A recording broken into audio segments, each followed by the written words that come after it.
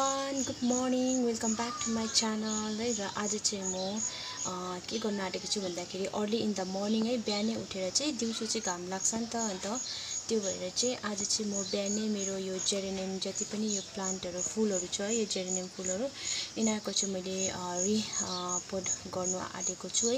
किन भन्दाखेरि यो एकदमै बिग्रेर गएको छ अनि यो एकदमै के भन्छ फुल्नु पनि फुलेको छैन है, अन्त पुरा सुकेको छ। त्यही भएर चाहिँ यसलाई चाहिँ म फेरि रिपोर्ट गर्नु आँटेको छु है।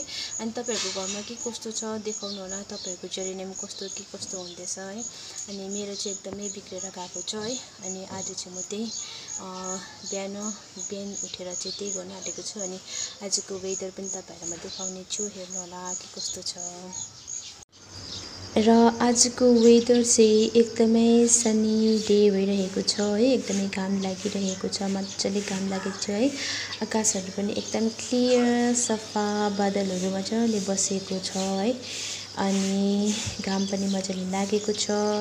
मकै पनि पाक्नु आँट्यो गाइस, तपाईँहरूको घरमा मकै छ कि छैन हुनेछ है। यहाँनिर मेरो प्लान्ट चाहिँ यस्तो भएको छ। योभन्दा अगाडिको भ्लगमा तपाईँहरूले देख्नु भएको थियो है, मेरोमा जेरेनियम एकदमै राम्रोसँग फुलेको थियो है। अहिले सबै यस्तो भइरहेको छ। यो चाहिँ के भन्दाखेरि चाहिँ जब चाहिँ मैले माथि टेरेसमा राखेको थिएँ है यो फुललाई चाहिँ, त्यहाँ चाहिँ घाम पनि मजाले भेट्दै थियो, पानी पनि राम्रोसँग देख्दै थियो है। अनि यसलाई चाहिँ मैले माथि टेरेसमा अलिकति काम गर्ने भएकोले गर्दाखेरि चाहिँ यहाँ घरको पछाडिपट्टि राखेको थिएँ है।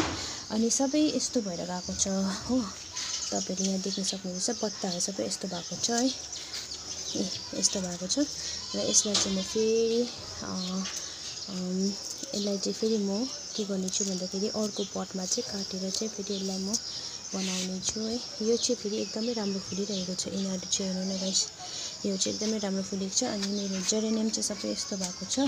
त्यही भएर चाहिँ म यसलाई चाहिँ रिपोर्ट गर्नु आँटेको छु। अब चाहिँ म चाहिँ यो सबै प्लान्ट प्लान्ट होइन जेरेनियम है, फ्लावरिङ प्लान्ट भनौँ अब जेरेनियम, यसको चाहिँ सबै निकाल्ने छु। निकालेर चाहिँ यसलाई चाहिँ म फेरि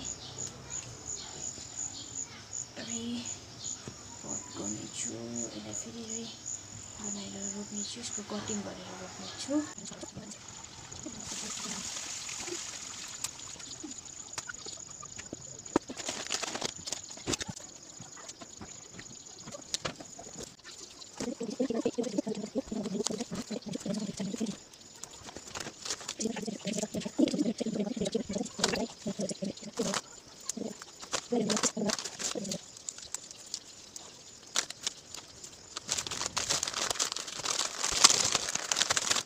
तपाईँहरूले यहाँ देख्न सक्नुहुनेछ है। अनि मैले जो गर्नुपर्ने एकदम आवश्यक छ त्यस्तोहरूको मात्रै रिपोर्ट गरेको छु। यसलाई कटिङ गरेर रोपेको छु, यसलाई पनि कटिङ गरेर रोपेको छु है।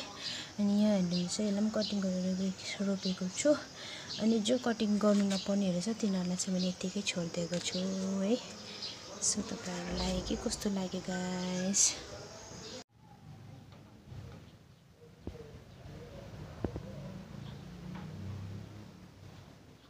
यो चाहिँ अर्कै खालको जेरेनियम है, डबल खालको छ।